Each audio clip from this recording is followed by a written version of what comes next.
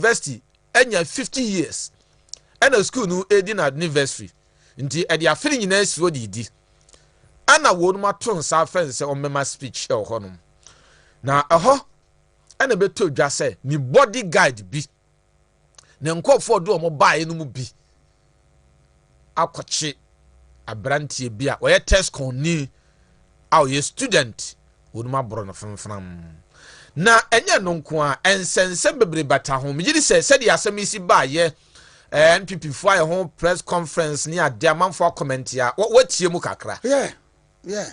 Being a lawyer and a politician. Once again, I will fault Ghana's security. Why? When him say up to now, no. Former President Mahama and the bodyguard no okobo krachino. Proceed be a crampton and some frabe man. The man who did that in your board no. Yes, you no, look, right? My people from Mutieme. Muni yimasu na Muntieme. Se abane no anhwe amman soja fo amma ye to aba abane na anhwe amman soja fo amma before ye beto during ye beto and after MPP for mo amuntum ho fo. I'm being very blunt, I'm being very honest. I am not inciting people. Men kan chire bi. I am not inciting people. I will not incite people. But sabi ka fresh you. See jato bi abobi sema. I'm being very blunt. Look, in sabi in any society when we are conscious of our security. Ya me te say crash no President Mahama kasa na crash no sorry. No kasa oboa. I mean, I don't think we crash no wakambone. You know, let's go back in history. In 1970, 69-70, Kofi Buzia called Legon. And now, yes, Nakonyo Obi Kotenaso. Oh yes, Prime Minister in Legon. I got Gradam Eurofinidin. It was, I think, Commonwealth. Yamuni pano omo ya what no sa socialist kwasi botwenum group boys no socialist foni bia na former president kasa na krache na kasa oni o ka no ya pro ma won social media bia won say former president na on so why ade pa se minim se obi ko twafiri ba bi na o de be hye ho se ye no aso dia me amahu makan o de why o kan twi why ade pa e wa no kofroka. And no MPP is in power. So what happened in Pusiga? Almost say MPP for office of baby me man and I said parliament. Omo boss sibisa no chat na ho. Konongo parliament bi ho. And where she no tie ya shono. Ya shono wa we ba ma bi abraha. Yahu. And your party in power. The president, who is the commander of the armed forces, the vice president, who is the head of the police, you have a minister for national security, you have a minister for defense, you have a minister for interior. Come on, are you joking? You know? When you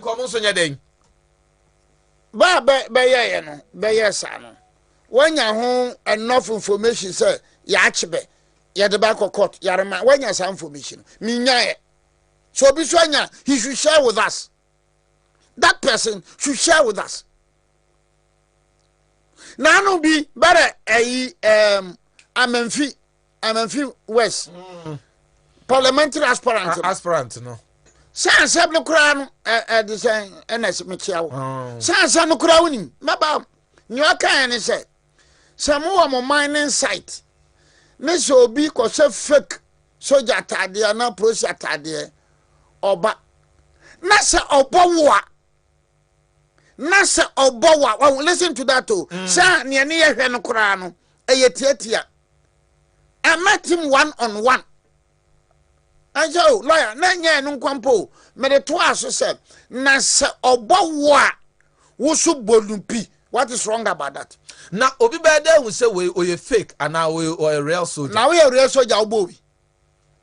We a real soldier obobi. We are juma we yipi. We are juma minerals commission. Then there was publication all over. I was a cropa press photo bensa frame. Yes, we are in Ghana. We are in power. Now, Pussiga, Babe Kwashe, police phone ho. What you want to be? And now some of us are saying, look, you demand this. You may be a minister of state at the Interior Ministry, higher than the deputy minister. Me won ya koso. Now, you see, over a crew. Parliamentary candidate, ne signboards are OCC. A man for Shazi Bubu. Aha. Ofori krum. Naija for the crow Kumasi. Kumasi for the crow pony. Kumasi for the crow pony. Na abronye. Abronye dominated by NDC. And you know what are we doing? MPP leaders should tell me Obribo and convince me say soldier for now or more barracks on go. And you do Fabian you drew and you chiwadi bima omo. In Zambia, you know what is happening? The man says that, look, maybe I'm going to rely on the soldiers in Zambia.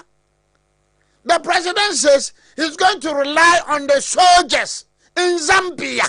Zambia. That's a soldiers here. One, one, I'm saying, Abambab and Sora no can on no nanti send a new bribo here, menanti. And what is wrong about that? I think the Fronia Ghana is canny. But a more specific duties. Why specific duties means what? Look at what happened in Kenya. Look at what happened in Kenya. Oh, could you top black one make a sayo no? Now, say Kenya crank who here you are. Now, Miss, me can't say you, or could you told the sayo one tias here? I just say Kenya since here. And you know, it looks like some people from who they are timid, timorous. Man, member, for cashiering they are timorous. Maybe I don't perceive Brand ye, Jumans. I'm going to search for TC Kroma and Yamra. I am saying it, and I'm repeating it. The Debia Mecca. As I said, soldier 40 Sikrum. Omu tears in the saying To maintain life, limb, and liberty. Police for. Okay, go so what you are not prosperous and a police for what is a basis here. Surprise for none the basis here. And I do ya all time into it. Ula we ya Bama pa than would room when Chada and Wanko. Ajakunko for Bama 10 gram. Also, Benya Banco because you need they were right. Akufado was right, so Wanko Tan. Baumia Kofa was right because security no so Amukoya Kababe Yebe. Kababe because you had to abana manako do time. Kababe you don't joke with NDC. Crack jokes with them. Share food with them. They are brothers, but there must be a limit. The security of every country is important.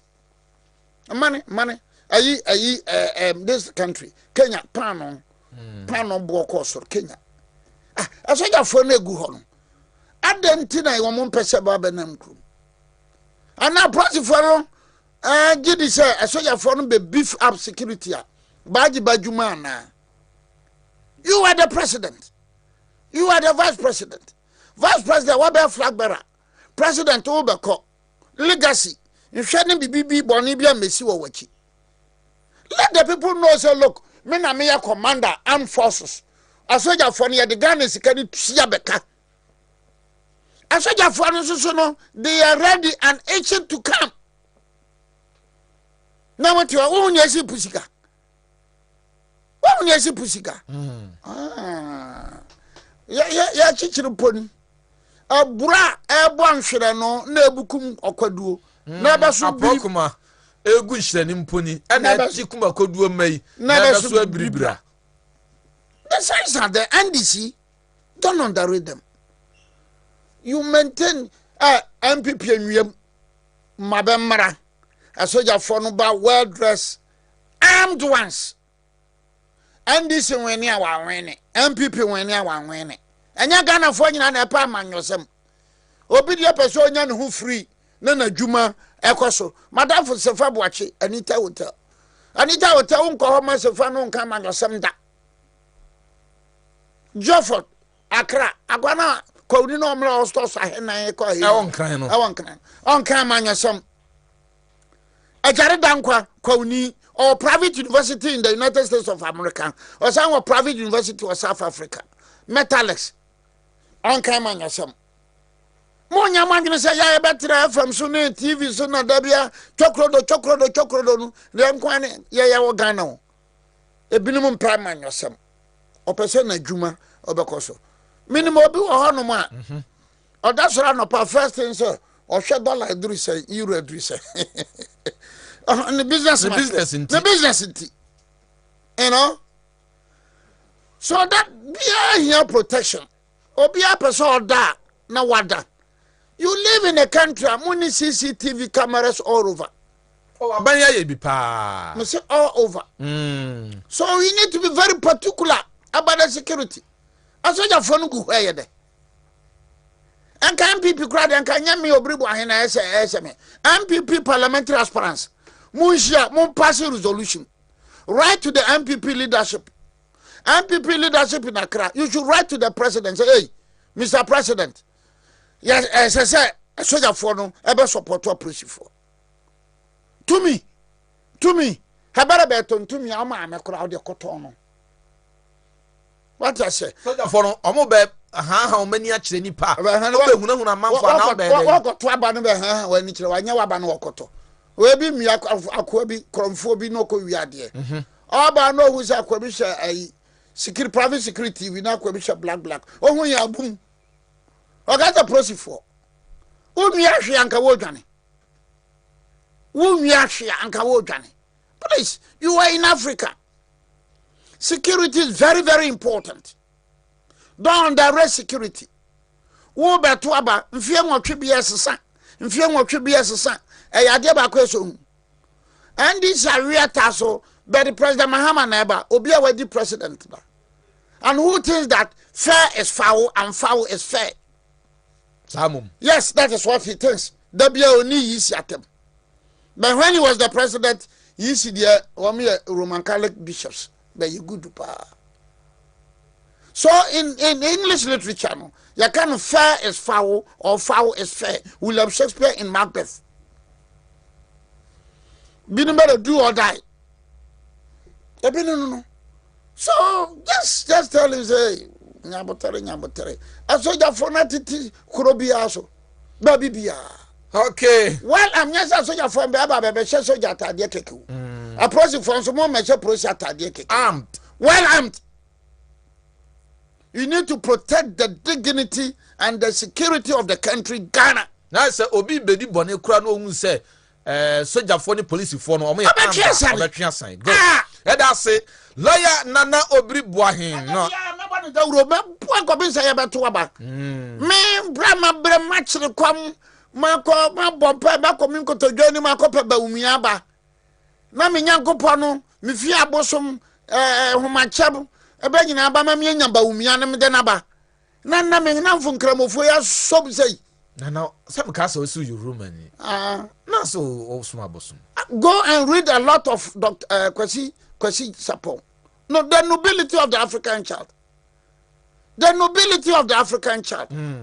Kokani na ye Roman for sabio wa wonte man say Roman for ye na ayi abosom na ayi no abaye na ayi no nso ne ba ne tabe etasum sabe no ko abosom ho a hu ho nyini mebo a ukwa Roman Sunday mu status ye sisi oda bia yenye ye ko abosom fi a na ma chi o ye kwa ayi lawyer Satani machi o odim na ya to ni me de beto bi a say read a lot of Akwesi Sapon's book. Wa be kana Akwesi Sapon book no. Aya pebi breme. Sir, Akwesi Sapon. When Pope Paul came to Africa in 1980, no call Vatican. No be ka chance ukodi 12 days in Africa. Na hefa pa no say Kumasi of Ghana. Adentia or African or more tradition and culture. Chinia cry him for the buy no, Niesi Sorono, and one in Cherasia. Unim sa. So I mean, how can you divorce the Catholic Church and African religion? You cannot divorce Catholic Church and African religion. Let him be a Roman ni papa. Metro say Roman ni papa. But I will not look down upon the African traditional religion. Lawyer na no bribu ahene no. Lawyer na atidenti ho. Former president Mahama de na wo ye say akwada no he has not been apologetic on can be bibia kra say o manim na sas on can be bibia enti nka omeyede omeka na omepa chew na Kofi Buzia nka beka say I'm sorry for my bodyguards no me like Kofi Buzia ebinim so on release no na police for on release one na be man na okobro Ghana police for no obeka sas ni bibi we nya adwuma on release police for na eka really police for to woman safra no parliamentary aspirant our amamfi koka asem we asem legally mramu no eye ne kwanso an police for to woman safra no national security for no ba to ban safra be man no ba to ban safra be man no you take in the country not just say so Mahama bodyguard dia na wa abono obi asuru aden. Is that how to go about things? Regional commander Unikroma. Municipal commander Unikroma. Obiatu Safran. Omunye confirm say oyene bodyguard. Whether is a bodyguard or not a bodyguard, we share picture niya ni pa kromonto mon Sanfran. Okay, our post if one to monsa emfriend no mtutu na no. La wadamfu ana odiai we je ya be hye na ye nyina ye hu ye ba ye bede. Ebi omudi akire. Bedi machi. Speed na be kwachi MPP a parliamentary aspirant no omudi invite no. Me ma akoka say so obi ko sunlight na se opeso koto aba okọ register. Na se wo say wondra obebo. In law I am right. You need to abet the nuisance. In law we call it abatement of nuisance. Mena na me ko no waso mbu say ya. Very approach for into Faruko police station. Me hwasum. In law, I need to abet the nuisance. Why should be called her? Mintimi home. Into Dimachi and Zero Dimachi. I am going to say, I can't bona. Zerone, Dimachi, the Mingo police station. Ah, what's so many? In law, W lawyer. In law, we call it abatement of nuisance. Constitutionally, I am protected. But citizens arrest. So means no one will be arrested. Look, we need to be serious in this country. We need to be fair. Men kasa bi huna NDC ni, but ma huna MPP ni so. Me makoka se bitin back from police headquarters. Nkan me koy. I went. What is the sense in that? Say obi ko sunlight, say or ko register agi voter ID. Na se wo ko se wo kwa say no a wo ko say line no ana wo man register any obebo mekasa legally police for lawyer for bebrewum we no ayede then he invited me koye sabi ka fra tina no mo ntiase e no ma invite wa ko chirem bentiase ndo na pusika so ne esi ya na asisen omo be dia chire lawyer yamra we so trade and industry minister Honorable Katie Amon, Adansia so kwam na ship dwani. Na otu na mo bi se o se Ghana cement price said ye see increase no. Ya hadwen to opese ye de mra bi to so kwan fa so increase cement price. Na sa na montuoi abeye adwen to ato bebre. Dodo no ase dodo na balembe. Papa yi na na montuo no. Matro me yesi. Dodo na balembe. Se papa na montuo no. Abeboa ebi nso enya nte ase yi. Na menim ne wo my little knowledge in economics, all level economics. I demand and supply they determine price. My little knowledge in economics, all level, only demand and supply they determine price. So all study February, March, April. No bunch of work soropa. Edientia. Banchin a Riano Bocas, and so to a banchin or firm no. Asoso dae. So February, March, April, study share more bullshit. more bona etono store no ekosoro because demand na ekese because bebre se me kwakoto bank 10 cedis na ebe no enye de me to mo konko ba ko a me ne me ma yebeye. That is the economy.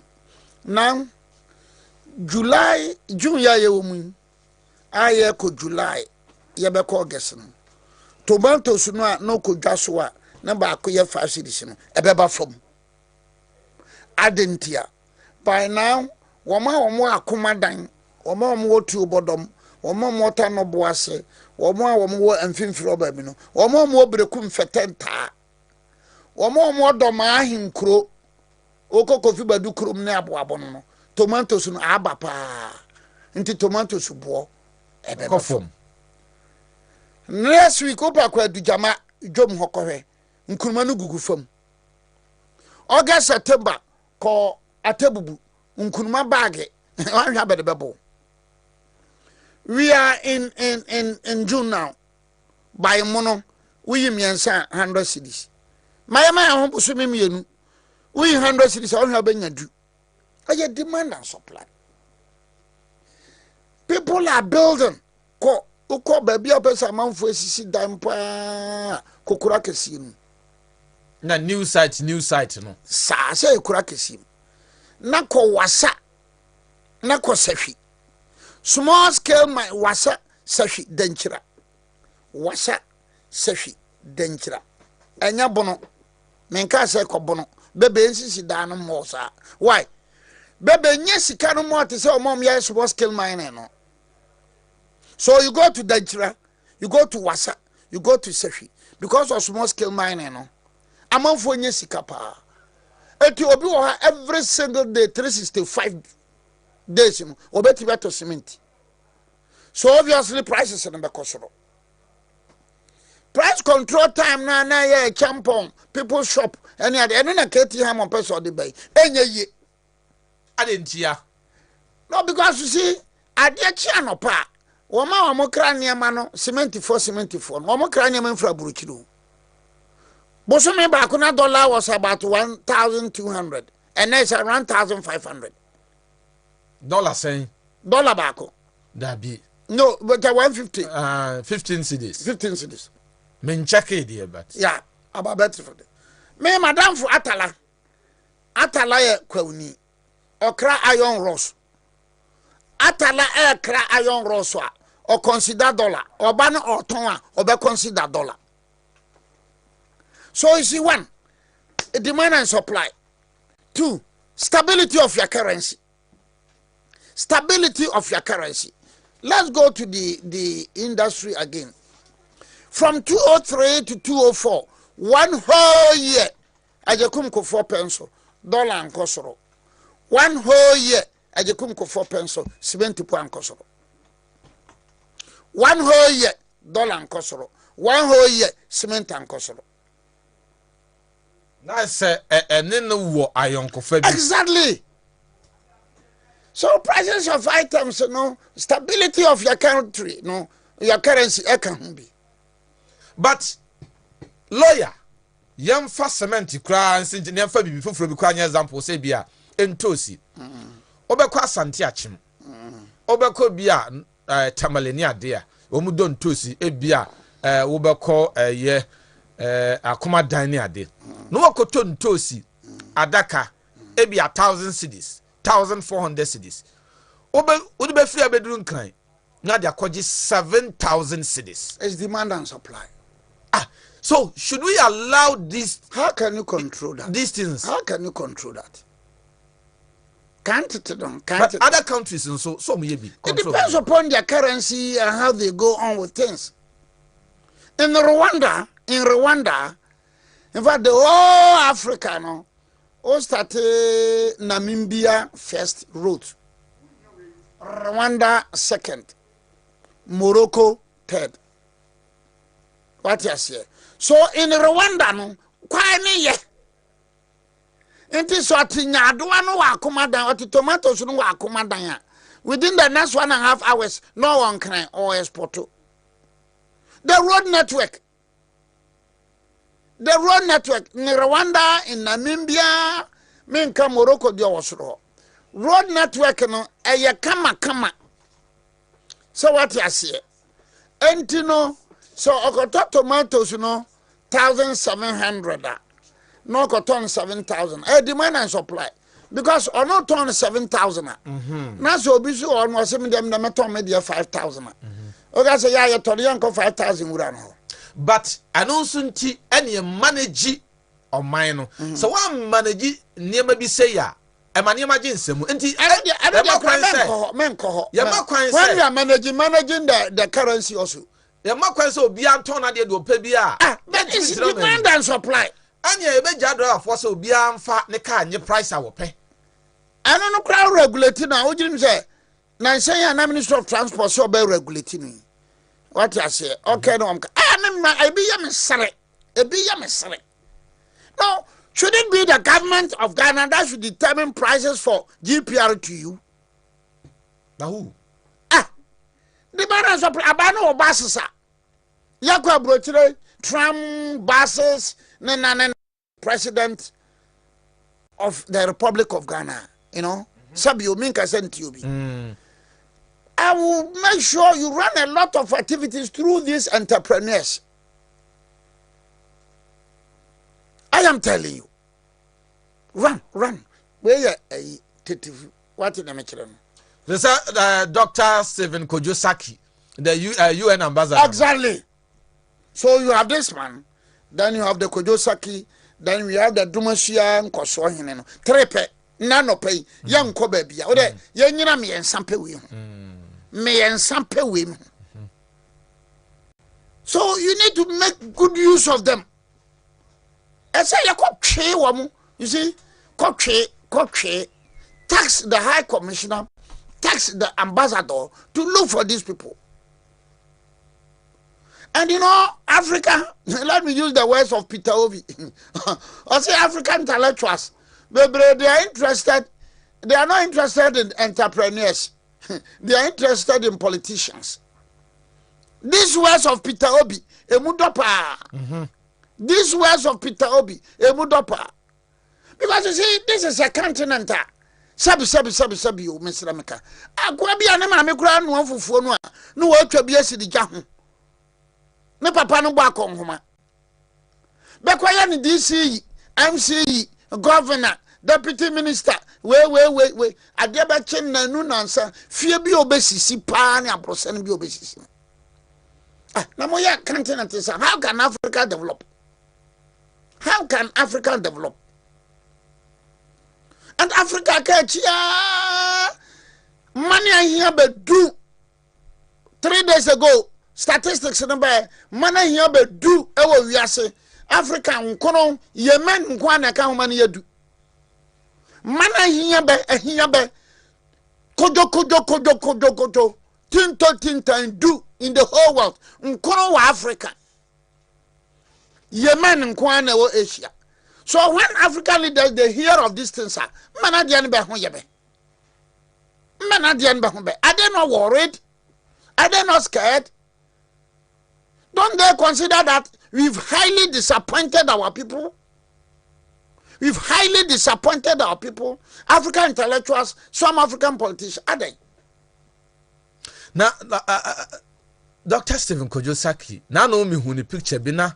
One World Bank senior advisor, nature said penny and I just said, we should 600 million from World Bank and more consult Ghana for Mema. Dr. Stephen Kojosaki, when Boache Jackson was the president of Bank of New York, countries in Latin America were consulting Boache Jackson. When he was the first black person to be the president of the Bank of New York. New York City. Turnover, New York. Boache Bank no. The turnover no. A China Bank of Ghana turnover in a year. Mana your friend Ghana you turnover in a year no. Boache Bank no. And a lot of investors were whether we're going to Nicaragua or Costa Rica or Venezuela. Asian investors, they consult Boache Jackson. Person call her or person call her. Have you made good use of them? Have we made good use of them as a country? No politics yet. Me in your politics. Me da me come no kodo. Lewen kan. Abanya ye hihye at the year of return aba beyond the return aba ni niema. Nti ama bebre nso aba. Na sabe nya ba betwa alupre ticket ba no bia na chese. Obi on mo oba ono oba ba ginani. Obi ba obaginani. But yenyamfaso free business. Oh yeah, yenyamfaso. I don't think I'm going to say Bonmire Kente Festival in 2025. We are going to reorganize it. Yeah, the Bonmire Kente Festival 2025. My company, abronye investment company. Okay. We are going to reorganize it. Me no hinkese metiane naso. Metio hinkese ne naso. Bonmire ase ejoso manhene. Maka na fidie so da.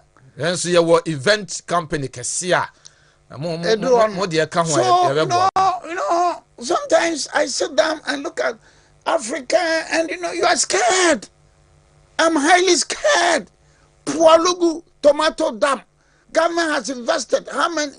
I say about $12 million. But Pualugu no kabodi my private person. Pualugu mo my private person. Nanka private person ko Pualugu no. No, ye nanka abane no kura so di pakro sisi $12 million na mpo a. Kamika to say yanko boki na nkofa tomato suma. Yamfa Pualugu no ma ye private person. Na ban ensam fasika nsan so na sene na state anfa so na sene no. State project na me ba. Anfa so na sene. Anfa mono bosia. Na anfa mono bosia. Good. State hotels na egu mpo a. Rock City koto Tony sika boarding etuaka aye no kra no yesi emfa mummy okuja tabla kwano don't mind them sabi he's an honorable person I respect him wo yawo ahoya yo twika sabia kana ahoya senate dia na be ka no se bo no mo ka se Fred Blay be ka asem na nse Ghana fo bebrantie Fred Blay the car say me bano ko build $120 million. So Ghana for bebreti and say momenti na Fred Blay kano. So sadia na nyen yokuja to abla ko kan. Na kire say abawum. What na me kire na say Fred Blay TVB and no so me bano build $120 million. Se sadia na ne okuja toka no because media me ma aka se abane no nyi ni nsam fri niam bebre abane nyi ni nsa every niam bebre be better na ka ofori market ebinu mo sika se they can complete the ofori market bebre no abane no in Africa no yi mo nsa fri niam bebre. Because you see, the African intellectuals, the African politicians, baby, na abandon in Sakurum. Tabi, we are see baby, we are see Druno. Canino na urban council, and a private school saba. And in 1958, there was only one university, Aban Legon, and a private university saba. So, and Yama can't tell no. In the 1980s, let free Sunyane Konkana Media Lupra, na Ghana Airways. Na Ghana Airways a good. Can't it no? Yes, Salani Akoto advanced ticket to STC. And a VIP OA, a boo or Sampa Street. So governments, leaders, politicians, intellectuals should know say we are citizens. VIP Javiase, Yamanache. And the man so Pualungu diano 12 million no out to now yeah so far tomato from war-torn Burkina Faso. Do you think it's good? Anya Afra abonfo can Afra ni jeno so be free Burkina Faso. Hey, lawyer Afra Nana Obri Boahe into a Kofi Abrako or say Akubada Potabaro. Akumana tomorrow. No. give the Akuba Dine, the Techre, the Dema, the Suoso, the Jomo, the Ankle Bono. Ma baby, ma bebosia, ma besika. No mon fanye. Ben fanye. Mo lawyer no everybody proposal no. Na lawyer aka say no ngotwa pon sima aduonu pepepe na yanko na say ye hwe se free senior high school. Ye bebo ban. Na beye Ghana Japade prekopa chese emfa woni aban obeba. Ebe koso aye Japade sanse eboa man. Ese ndisi for so omompa. Minority na ebe to that na say o masa press conference say amon ka say wo mu mpe memfi NDC yeah minority MPP free senior high school no MPP for my yard mpo se kobase MPP as a party wa wutie me se banya hwe kura na banya hwe wo mpotam kura free senior high school no a remarkable achievement. Free senior high school. Okay. 70s, 80s, early 90s nanka wawa. Anka Ghana for pa be ko universities no. Anka nya sanketwa. Yani mu bebre na do marakwa. My mother was there, my father and everything. Me ko sukuu no. Ni binu ni made akyem. Enso banya college anko. Wo na binu ma bensin. Binu ba benu kyem wate. Enso na ma benu kyem binum. Wate ase. Binu ma benu kyem. Me so ma benu kyem binum. Said ye wa bin na se na binu ma bensin wa. Yes, it's him. Say na bin for ho. But when your opportunity and secondary school. You understand? So and just of secondary school will be successful, but at least a boy will near man kakra bi. And the free senior high school is a remarkable achievement for the MPP. Certain nanum kasawa one twabapa ma Dr. Mahmoud Bawumia any MPP there. No nsoro nyankopɔ no wa bra nyame.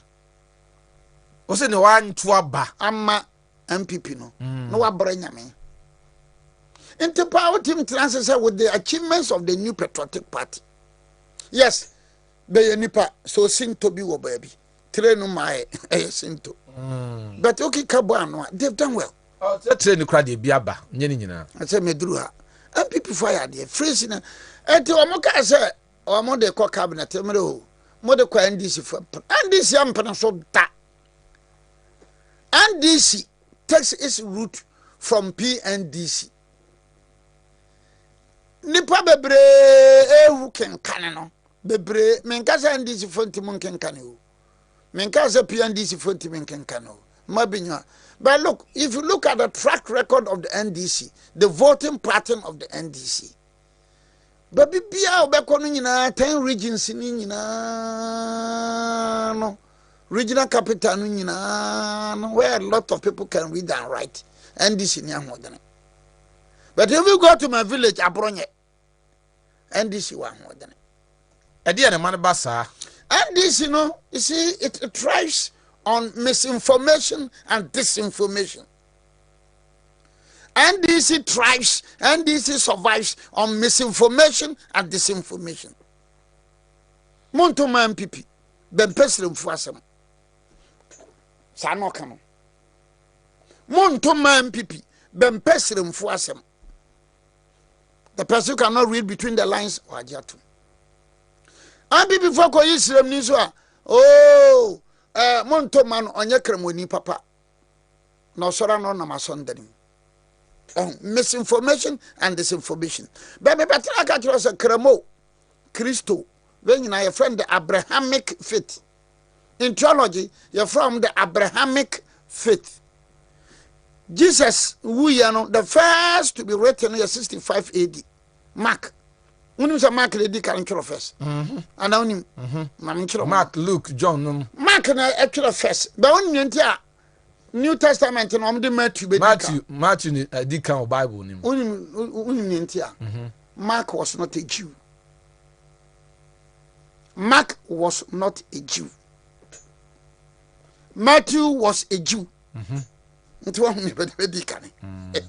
I'm not blaspheming. I'm telling you the truth in theology.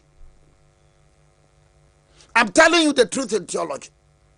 And Jesus Christ back no more than 600 years as a prophet Muhammad ever.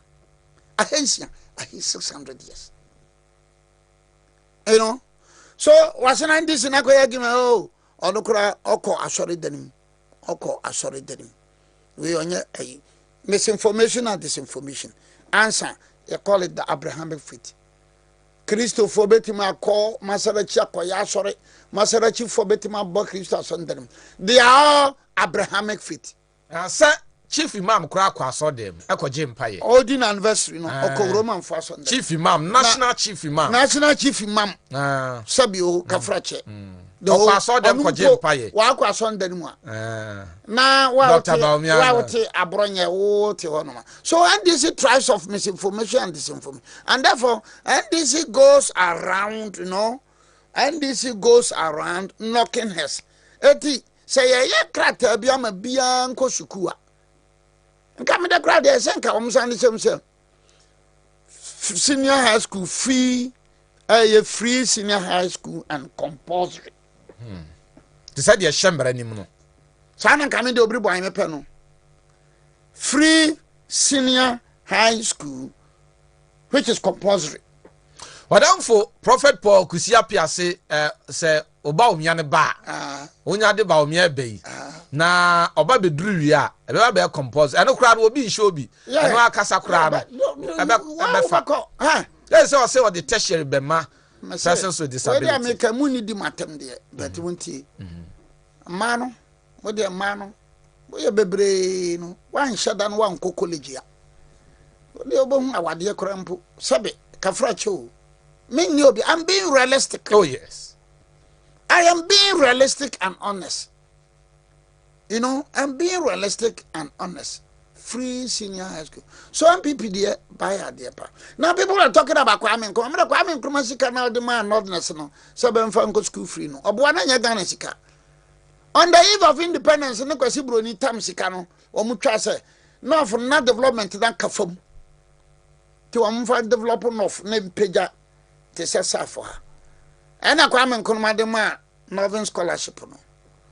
So if you look at that vis-a-vis the 1992 constitution, now discriminatory. Now my be free senior high school. A cover bia and this is from pen. But na yana kaya deba yana ye frasie yana me and this. Na better yam. Anya wamuna na anu bi wamo clutch bi wo PhD holder. Better 24-hour economy no chesore. Na be ko pudon. Jatanin yisono. Come on. 24-hour economy. A PhD holder. Or can we have a communication team here in a film? Or a major NDC. I'd actually made the letter come up President Mahama. You're kidding. Now, guys are Ghana for a coyote. You hear him cry. Or we a coyote. That's a business a beton watch channel. I'm talking about that PhD holder. No. Or a bay Jatan and for the NDC communication team. Obviously, yeah, from or a major. President Mahama ba or the krata akomane so mianam ke masana ba and PhD holder you are making this argument and then you have someone this for saying say MPP for ntimi ma ye ntimi nkyere 24-hour con well somewhere be this you know mentan say memre obehu mentan say memre wo NDC ho na no better be candidate bi Asin Central or ma draw no better party campaign team na obi bisa amre na ola mbe sa na bruni ka ola mbe what are you saying wo ma draw Asin Central or party campaign team no ya masama eno say ya masama ya me masama amfa me ho mi afa me ho ne say asoja fuei mum kan kira mampanyini say ebedi na wotwe a be ma momra mum beef up mum ani approach for me adwuma na mum mebo ban MPP enwiem and this dey nya nwiem obewiem why go back to 1992 the stolen verdict me kasabasa I am not a loose talker so book in 1992 ya to abano MPP for throw book your friend stolen verdict as the mother bia hu bi kurada mateda Nakin kan kakra. Mo yan kora ntini mu wa ye fra no so de no. Woman, when the friend so there. Go and read the stolen verdict. And then in 1996, go and read the bot verdict. Bot? Yes, the bot verdict. Uba say I this in abanwiamu. Okay. The pass anyasam ketwa. Enti free senior high school mra no. Wo mo nyiro mo ho. Ayapa people for no famra pa. Na mra. Ben yan compulsory. They should not be thinking of the opposition and DC baba. Because DC they are no more there, they will not oppose it. National health insurance, they oppose it. Voter ID, they oppose it. Ghana card, they oppose it. Now, two guys on the free senior high school about oppose. That be so oppose you cry. Advert be breach. Yeah, say Brennan Johnson. Now, Sabri dear boy. That wouldn't back. So sometimes don't let's concentrate on our flag bearer and our running mate and our party, our MPs. Mamanya we no men kan kire am ya kire me. Na ese me kono brother biaka baby. Sunyane bebe na mentimanya ntima be ko bia mon say yakọ mame am ya kire me. Let's concentrate on the MPP, let's concentrate on the country Ghana. Na no me free takweba kwani utim na mu kama from ayamfre eba dunkwaw caterpillar wo ho a adwuma me kura na me kan ma vi sere sem sa kwani de han ha de contractor nka ni sa bantu anaka ana beda na watu afri ayamfre to dunkwaw a wo to fam anti wonyi ska kokko. It can be possible. I am telling you, from ayamfre to dunkwaw ahoye danchira. Danchira is endowed with sikakoko. Ahoye gold belt. Asemeno no. Eti ka contractor akro no kra me kra dem hu yanka me pay contractor because all the abari ntua yeka. My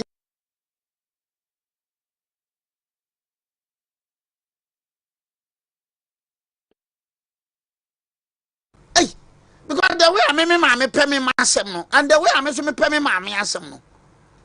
Some me adia ba chi se mama ba chi kom de. Ene nyame mama me nchi kom no me fa duane no mama ni. Me that is my life. I may be wrong. I may be right. But that's the principle of Nana Obribwahe. I don't joke with my mother. It will be dinner, my finish and I say, Yaman Tinkwa. Auntie, Eugene Mame, this is Gertrude for Gemfi. Happy birthday to you. Auntie, abronye investment. Abronye investment, your number is 0243 0243 22 55 92 0243 22 55 92. Amechia wasafo no ameko takwa. Me so ko takwa pa na oba otim se sika kokko obibi o uko hu adane pa batisi ole we fie we feche fie we feche he yati kumase yati sunyane yati nkrane yade muni yakoso Ghana kohwe small scale mining just that the advice I'll give betua na sase de da hosa be shedan kata so it's not good. Reclamation here papa. Okay. Reclamation here papa. They said your musisi na Dr. Philip Kwabi Jemfin so yada na se na ye no titirifu jamane man. Na to say na the bia mitimi ko knighthood no of my contact mass no fine. Then the following week na meba. Say ko ba se me ne mass no so kan. No say you can be excused. No ma kwani. No aba. O de ko your program there. And meba. Because yes. Program na man 40. We are se baby Prophet focus apia. Me chiano pa, me chiano. Eno Jofasco. Ana me master le wen ne Kofi Adu. Wo say le we ya me master. Sao. O say me your friend no kore kan hene. O say truth. This man truth. Ene Kofi Adu Ajako. Kofi Adu o say obribu ahem o no kore kan ti me wo bio. Anka me jaya wo. So me wo bio nam de me battle. Yes. Lawyer Nana Obribwa State of Ghana and a wutie ye now sound so ye ewo wontumi radio and a fe wontumi TV no na Evans Manasi ebo ye chidom na chese JB and so a director show no mama ba Nana Kwame ewo master control room na ene pepra wosen beta yachi Nana Foko Jomo enemy din me sorry so sports ena ebene ye be call raso kumawu raso eho na sheka